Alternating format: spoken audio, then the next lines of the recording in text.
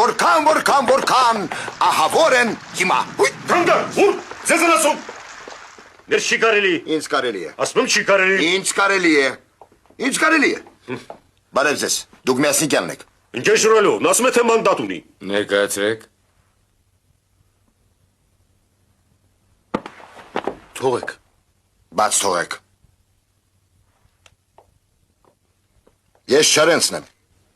ամենամեծ հայ պոետը։ Եթե չհաշվենք Թումանյանին և Տերյանին, Իմիջիայլոց, ձեր մասին ես լսել եմ Տերյանից, նա էլ ինձ տվեց կարդալու ձեր բանաստեղծությունների գիրքը։ Տերյանը հնաբույր է, նա չհասկացավ իր ժամանակը։ Նստեք, դրա փոխարեն հիմա ժամանակը հասկանալու համար պիտի հասկանալ Տերյանին։ Դուք նրան սիրում եք նրա քնքուշ տաղերը, բայց ինձ հետաքրում է ոչ թե պոեզիան, այլ քաղաքականությունը, դրա համար եկել եմ ձեզ մոտ։ Եվ ճիշտ եք արել։ Դուք այսօր ձեր պատվին կազմակերպված միտինգում ասացիք, որ Արցունքի հովիտ Հայաստանը կդարձնենք Վարդերի հովիտ։ Ինչպես։ Հայաստանի լավագույն ներկայացուցիչները գտնվում են Հայաստանից դուրս, այդ թվում եւ ձեր բարեկամները։ Մարտիրոսարյանը, բանաստեղծուհի Կուրղինյանը։ Նրանց բոլորին պետք է հավաքել։ Ուր է մեր ինտելիգենցիան։ Առանց ինտելիգենցիայի մենք ոչինչ չենք ստեղծի։ Ես միայն մի հարց ունեմ։ Երեխաներ ունեք։ Այո, աղջիկ։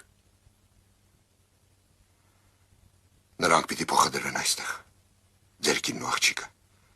Հայաստան պիտի գալ ու մնալ ընդմիշտ։ Իմ աղջիկն ու իմ մայրը այստեղ կլինեն մի ամսից։ Դա լավ է։ Այդ է որ ուզում եմ իմանալ։ Դե, չեմ ուզում խանգարել։ Ձեր գործը շատ է։ Ես վաղը կայցելեմ։ Ունեմ մի շարք լուրջ առաջարկներ։ Վաղ ես մեկնելու եմ մեջ միացին, կսպասեմ ձեզ ուշ երեկոյան, հարմար։ Շատ լավ։ Պայմանավորվեցինք, ցտեսություն։ Ցտեսություն։ Ցտեսություն, Սարգիս Լուկյանիչ։ Ստեսյուն։ Ցտեսություն։ Այդպես, եւ նա դուրս եկավ սալոն վագոնից։